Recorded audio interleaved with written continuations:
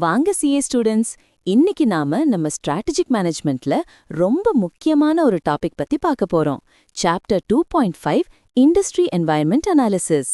இந்த industry environment அனாலிசிஸ்னா என்ன, அதை ஏன் நாம பண்ணணும், அதை எப்படி பண்ணணும் அப்படின்னு ரொம்ப சிம்பிளா ஒரு கதை சொல்ற மாதிரி பார்ப்போம். சின்ன பசங்களுக்கு சொல்ற மாதிரி, ஆனா ஒரு சின்ன பாயிண்ட் கூட விடாம சொல்ல போறேன். ரெடியா? 2.5 இண்டஸ்ட்ரி என்வாயர்மெண்ட் அனாலிசிஸ். பாருங்க, எந்த ஒரு பிசினஸும் சும்மா தனியா இயங்க முடியாது இல்லையா? அத சுத்தி நிறைய விஷயங்கள் நடக்கும். அதத்தான் நாம இண்டஸ்ட்ரி என்வாயர்மெண்ட்னு சொல்றோம். ஒரு பிசினஸ் வெற்றிகரமா இருக்கணும்னா இந்த சுத்தி இருக்கிற விஷயங்களை நல்லா புரிஞ்சுக்கணும். இண்டஸ்ட்ரி என்வாயர்மெண்ட் அனாலிசிஸ்னா என்ன? இது ஒரு பெரிய பிக்சரை பாக்குற மாதிரி. நம்ம பிசினஸ் இருக்கிற இண்டஸ்ட்ரியில என்னென்ன நடக்குது, காம்படிஷன் எப்படி இருக்கு, இந்த இண்டஸ்ட்ரிய மாத்தக்கூடிய முக்கியமான காரணிகள் என்னென்ன, நம்ம எதிர்த்து வீட்டுக்காரங்க காம்படிட்டர்ஸ் என்ன டாக்டிக்ஸ் யூஸ் பண்றாங்க, எவ்வளவு ப்ராஃபிட் வரும், இதெல்லாம் தெளிவா புரிஞ்சுக்கிற ஒரு ப்ராசஸ் தான் இந்த இண்டஸ்ட்ரி அனாலிசிஸ். இதோட முக்கிய எய்ம் என்ன தெரியுமா? ஒரு பிசினஸ் இப்போ எவ்வளவு காம்படிட்டிவ் பிரஷரை ஃபேஸ் பண்ணுது, இன்னும் கொஞ்ச நாள்ல எவ்வளவு பிரஷர் வரும்னு கால்குலேட் பண்றதுதான். ஒரு இண்டஸ்ட்ரி நல்ல லாபம் தரக்கூடியதா, லூக்ரேட்டிவா இல்லையான்னு முடிவு பண்ண இந்த அனாலிசிஸ் ரொம்ப அவசியம். 2.5.1 போர்ட்டர்ஸ் 5 ஃபோர்சஸ் மாடல். இப்போ நாம ஒரு முக்கியமான டூல் பத்தி பார்க்க போறோம். அதுதான் மைக்கேல் போர்ட்டர் சரோட 5 ஃபோர்சஸ் மாடல். இது ஒரு இண்டஸ்ட்ரியில இருக்கிற காம்படிஷனை அனலைஸ் பண்றதுக்கான ஒரு சிம்பிள் ஆனா சூப்பர் எஃபிஷியன்டான வழி. மைக்கேல் போர்ட்டர் சர் என்ன சொல்றாருன்னா, ஒரு இண்டஸ்ட்ரியில காம்படிட்டிவ் அட்வான்டேஜ மத்தவங்களை விட நாம எப்படி பெஸ்டா இருக்கோம், ஜெயிக்கிறதும் தோக்குறதும் நடக்கும். இந்த மாடல் ஒரு இண்டஸ்ட்ரியில 5 முக்கியமான காம்படிட்டிவ் பிரஷர்ஸ் இருக்கும்னு சொல்லுது.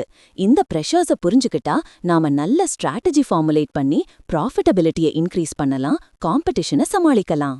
என்னென்ன அந்த 5 forces? 1. Rivalry among existing firms. ஏற்கனவே இருக்கிற நிறுவனங்களுக்குள்ள போட்டி. இது நாம தினமும் பார்க்குற காம்படிஷன் தான். ப்ராடக்ட் பிரைஸ், அட்வர்டைஸ்மெண்ட், காஸ்ட்ஸ் இதெல்லாம் இதுல வரும். 2. Threat of new entrance.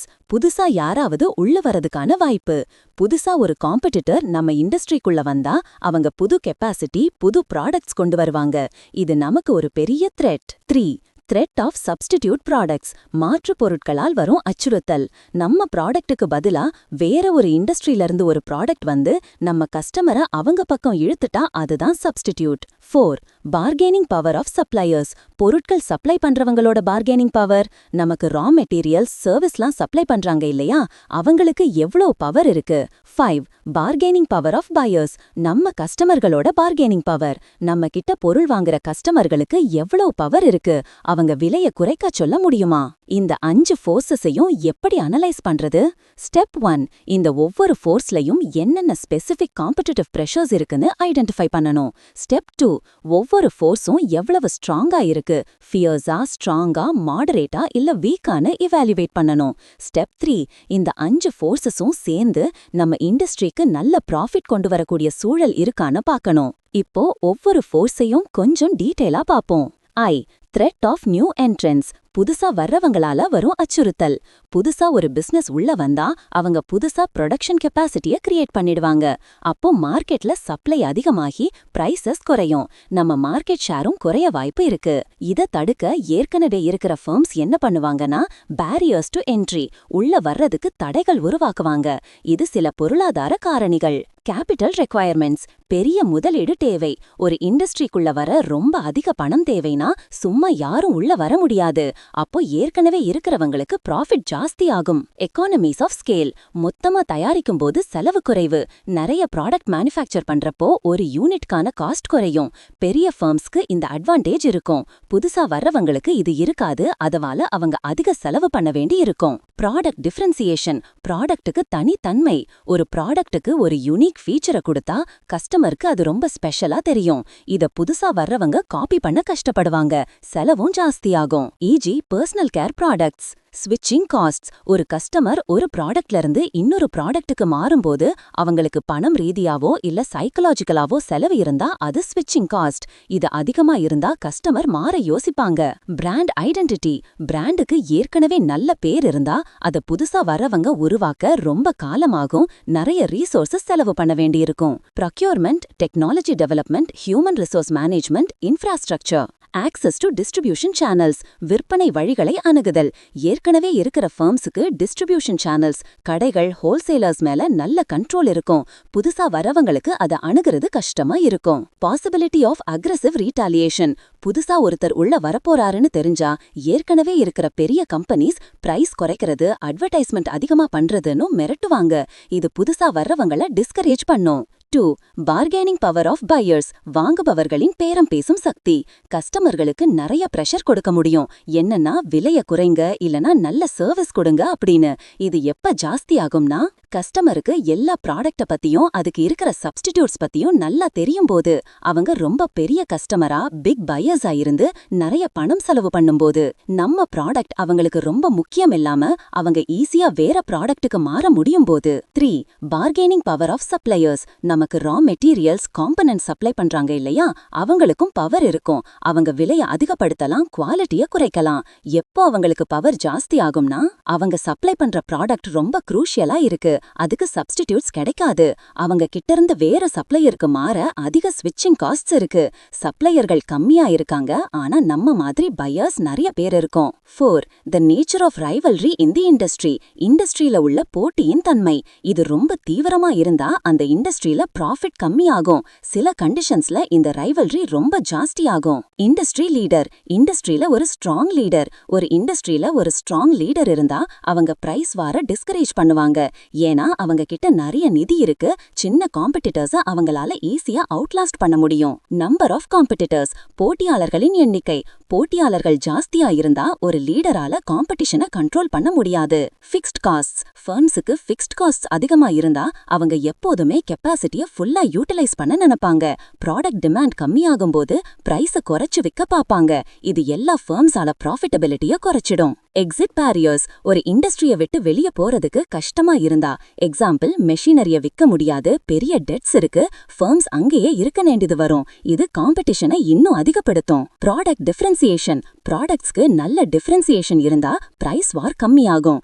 Memory chips, metals போன்ற கமோடிட்டிஸ்ல டிஃபரன்சியேஷன் கம்மியா இருக்கிறதுனால ப்ராஃபிட்டும் கம்மியா இருக்கும். Slow growth. இண்டஸ்ட்ரி வளர்ச்சி கம்மியா இருந்தா ஒவ்வொரு ஃபர்மும் மார்க்கெட் ஷேருக்காக கடுமையா சண்டை போடும். இது ப்ராஃபிட்டபிலிட்டிய குறைக்கும். 5. Threat of substitutes. மாற்று பொருட்களால் வரும் அச்சுறுத்தல். இது ஒரு மறைவான காம்படிஷன், ஆனா திடீர்னு இது ஒரு பெரிய காம்படிஷனா மாறிடலாம். ஒரு சப்ஸ்டிடியூட் ப்ராடக்ட் குறைந்த விலையிலையோ இல்ல பெட்டர் பெர்ஃபார்மன்ஸோ கொடுத்தா நம்ம இண்டஸ்ட்ரியே மாறிடும். உதாரணமா, காயர் ப்ராடக்ட்ஸ் வந்தப்போ சிந்தட்டிக் ஃபைபருக்கு ஒரு த்ரெட் வந்தது. Real estate, bonds, bank deposits இதெல்லாம் காமன் ஸ்டாக்ஸ்க்கு சப்ஸ்டிடியூட். இந்த சப்ஸ்டிடியூட்ஸும் இண்டஸ்ட்ரியில பிரைசஸையும் ப்ராஃபிட்ஸையும் லிமிட் பண்ணும். இந்த 5 ஃபோர்ஸஸும் சேர்ந்துதான் ஒரு இண்டஸ்ட்ரி எவ்வளோ அட்ராக்டிவா இருக்கு, எவ்வளோ ப்ராஃபிட் வரும்னு டிசைட் பண்ணுது. 2.5.2 அட்ராக்டிவிட்டி ஆஃப் இண்டஸ்ட்ரி. சரி, இப்போ நாம ஒரு இண்டஸ்ட்ரிய அனலைஸ் பண்ணிட்டோம். அப்புறம் என்ன, அந்த இண்டஸ்ட்ரி நல்லதா கெட்டதா, நமக்கு லாபம் தருமான்னு ஒரு கன்க்ளூஷனுக்கு வரணும் இல்லையா? ஒரு இண்டஸ்ட்ரி அட்ராக்டிவா இருக்கா இல்லையான்னு பார்க்க சில ஃபேக்டர்ஸ் இருக்கு. அந்த இண்டஸ்ட்ரிக்கு எவ்வளவு growth பொட்டன்ஷியல் இருக்கு, எதிர்காலத்துல இது நல்லா வளருமா, இப்போ இருக்கிற காம்படிஷன் நமக்கு நல்ல ப்ராஃபிட் எடுக்க விடுமா, இல்லனா காம்படிஷன் இன்னும் ஜாஸ்தி ஆகுமா கம்மியாகுமா? இண்டஸ்ட்ரியில இருக்கிற டிரைவிங் ஃபோர்ஸஸ் நம்ம ப்ராஃபிட்டபிலிட்டிய நல்லதா இல்ல கெட்டதா அஃபெக்ட் பண்ணும். நம்ம ஆர்கனைசேஷனோட காம்படிட்டிவ் பொசிஷன் என்ன, நம்ம ஸ்ட்ராங்கா இருக்கோமா இல்ல வீக்கா இருக்கோமா, இது எதிர்காலத்துல மாறுமா? வீக் ரைவல்ஸோட வீக்னஸஸ நம்மளால கேபிட்டலைஸ் பண்ண முடியுமா? இண்டஸ்ட்ரிய அன்அட்ராக்டிவ் ஆக்குற காரணிகளை நம்மளால தடுக்க முடியுமா? இண்டஸ்ட்ரியோட எதிர்காலத்துல எவ்வளவு ரிஸ்க், அன்சர்டனிட்டி இருக்கு, மொத்த இண்டஸ்ட்ரியில என்னென்ன பெரிய ப்ராப்ளம்ஸ் இருக்கு, இந்த இண்டஸ்ட்ரியில தொடர்ந்து இருக்கிறது நம்ம கம்பெனிக்கு வேற பிசினஸ் இன்ட்ரெஸ்ட்ஸ்ல கூட உதவுமா? பொதுவா ஒரு இண்டஸ்ட்ரியில ஆவரேஜ் விட ஜாஸ்தி ப்ராஃபிட் வரும்னு தெரிஞ்சா அது அட்ராக்டிவ் இண்டஸ்ட்ரி, கம்மியா வந்தா அன்அட்ராக்டிவ் இண்டஸ்ட்ரி. ஆனா ஒரு விஷயம் முக்கியம், அட்ராக்டிவிட்டிங்கிறது ரிலேட்டிவ், ஒப்பீடு கொண்டது, ஆப்சல்யூட் கிடையாது. ஒரு வீக் காம்படிட்டருக்கு அன்அட்ராக்டிவா இருக்கிற இண்டஸ்ட்ரி ஒரு ஸ்ட்ராங் காம்படிட்டருக்கு அட்ராக்டிவா இருக்கலாம். அட்ராக்டிவிட்டியை பொறுத்து என்ன பண்ணலாம்?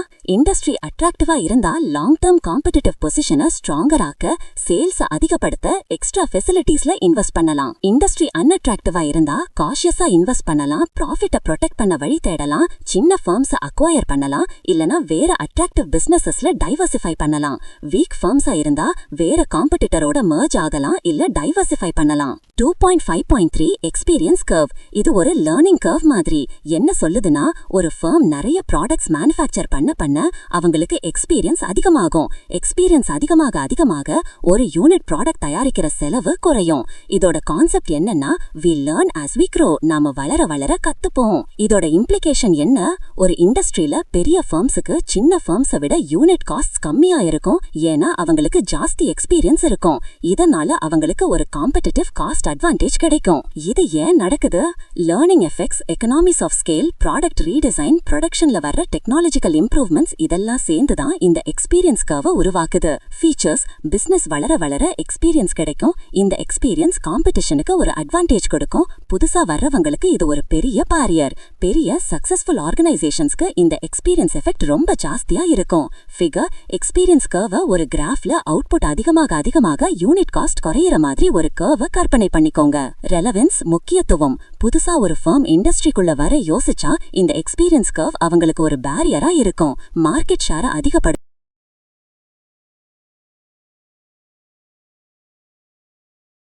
மார்க்கெட் ஷேரை அதிகப்படுத்தவும் காம்படிஷனை டிஸ்கரேஜ் பண்ணவும் இது உதவும். உதாரணமா, இந்தியன் ஆட்டோமொபைல் இண்டஸ்ட்ரியில மாருதி சுசுகிக்கு இந்த எக்ஸ்பீரியன்ஸ் கர்வ் அட்வான்டேஜ் இருக்கு. மத்த காம்படிட்டர்ஸ் நிச் மார்க்கெட்ல இல்லனா ஸ்பெசிபிக் கஸ்டமர் செக்மெண்ட்ஸ்ல ஃபோக்கஸ் பண்ண வேண்டியிருக்கும். 2.5.4 வேல்யூ கிரியேஷன். வேல்யூ கிரியேஷன்னா என்ன? கஸ்டமர்களுக்கு அவங்க கொடுக்கற பணத்தை விட அதிக வர்த் இருக்கிற ப்ராடக்ட்ஸ் அண்ட் சர்வீசஸை கொடுக்கறது தான். இது கஸ்டமருக்கு சாட்டிஸ்ஃபேக்ஷன் கொடுக்கும், ஃபர்முக்கு ப்ராஃபிட் கொடுக்கும். வேல்யூ எதை வச்சு அளப்பாங்க? ப்ராடக்டோட features, quality, availability, durability, performance, அப்புறம் அது கூட கொடுக்கிற சர்வீசஸ். இதற்கெல்லாம் கஸ்டமர் பணம் கொடுக்க தயாராக இருக்கணும். இதோட எய்ம் என்ன? குட்ஸ், சர்வீசஸ், பிசினஸ் ப்ராசஸஸ் இல்லனா மொத்த பிசினஸ் சிஸ்டமோட வர்த்தை, மதிப்பை அதிகப்படுத்துறது. இப்போ நிறைய பிசினஸ்கள் கஸ்டமர்களுக்கு சிறந்த வேல்யூ உருவாக்குறதுலயும் ஷேர் ஹோல்டர்ஸ்க்கு அவங்க இன்வெஸ்ட்மெண்டோட மதிப்பை அதிகப்படுத்துறதுலயும் ஃபோக்கஸ் பண்றாங்க. இது ஒரு பிசினஸ்க்கு காம்படிட்டிவ் அட்வான்டேஜை கொடுத்து ஆவரேஜை விட அதிக ப்ராஃபிட் சம்பாதிக்க உதவும். ப்ராஃபிட்டபிலிட்டி 3 விஷயத்தை பொறுத்து இருக்கு. 1, கஸ்டமர் நம்ம ப்ராடக்ட்டுக்கு எவ்வளவு வேல்யூ கொடுக்கறாங்க. 2, நம்ம ப்ராடக்டோட பிரைஸ் என்ன. 3, ப்ராடக்ட் உருவாக்குற செலவு என்ன. யூட்டிலிட்டினா என்ன? கஸ்டமருக்கு ஒரு ப்ராடக்ட்ல இருந்து கிடைக்கும் ஹாப்பினஸ் இல்லனா சாட்டிஸ்ஃபேக்ஷன். இது பிரைஸை விட வேற. ப்ராடக்டோட பெர்ஃபார்மன்ஸ், டிசைன், குவாலிட்டி, சேல்ஸ், அப்புறம் ஆஃப்டர் சேல் சர்வீஸ் இதெல்லாம் இந்த யூட்டிலிட்டியை டிசைட் பண்ணுது. சஸ்டைனபிள் காம்படிட்டிவ் அட்வான்டேஜ் எப்படி வரும்? மைக்கேல் போர்ட்டர் சார் சொல்றாரு, 2 வழியில இதை அடையலாம். 1, டிஃபரன்சியேஷன், தனித்துவமான ப்ராடக்ட் ஆர் சர்வீஸ். கஸ்டமருக்கு யுனிக் ஃபீச்சர்ஸ், குவாலிட்டி இல்லனா ஆஃப்டர் சேல் சர்வீஸ் மூலமா சுப்பீரியர் வேல்யூ கொடுக்கிறது. இதனால நாம அதிக பிரைஸ் வாங்க முடியும். நம்ம காஸ்ட்ஸ் மத்தவங்க மாதிரி இருந்தா கூட நமக்கு அதிக ப்ராஃபிட் வரும். 2, காஸ்ட் அட்வான்டேஜ், குறைந்த செலவில் தயாரிப்பது. ப்ராடக்டை மத்தவங்களை விட குறைந்த செலவில் தயாரிப்பது. வேல்யூ செயின் அனாலிசிஸ்ங்கிற டூல் இந்த டிஃபரன்சியேஷன் அண்ட் காஸ்ட் அட்வான்டேஜ் எங்கிருந்து வருதுன்னு கண்டுபிடிக்க உதவும். இது ஒரு ஆர்கனைசேஷனை primary activities, inbound logistics, operations, outbound logistics, marketing and sales, service மற்றும் support activities, procurement, technology development, human resource management, infrastructure 2 வகையா பிரிச்சு எங்கெங்க வேல்யூ கிரியேட் பண்ண முடியும்னு பார்க்க உதவும். Consumer surplus. கஸ்டமர் ஒரு ப்ராடக்ட்டுக்கு கொடுக்க விரும்பும் பணம் அந்த ப்ராடக்டோட ஆக்சுவல் பிரைஸை விட ஜாஸ்தியா இருந்தா அந்த எக்ஸஸ் அமௌண்ட் தான் வேல்யூ கிரியேஷன். அதாவது கஸ்டமர் அந்த ப்ராடக்டோட மதிப்பை அதுக்கு கொடுக்கிற பணத்தை விட அதிகமா உணர்றாங்க. இப்போ இந்த சாப்டர் 2.5ல இண்டஸ்ட்ரி என்வாயர்மெண்ட்டை எப்படி அனலைஸ் பண்ணணும்னு டீடைலா புரிஞ்சிருப்பீங்கன்னு நினைக்கிறேன். ஏதாவது டவுட் இருந்தா கேளுங்க ஸ்டூடெண்ட்ஸ். தேங்க்யூ.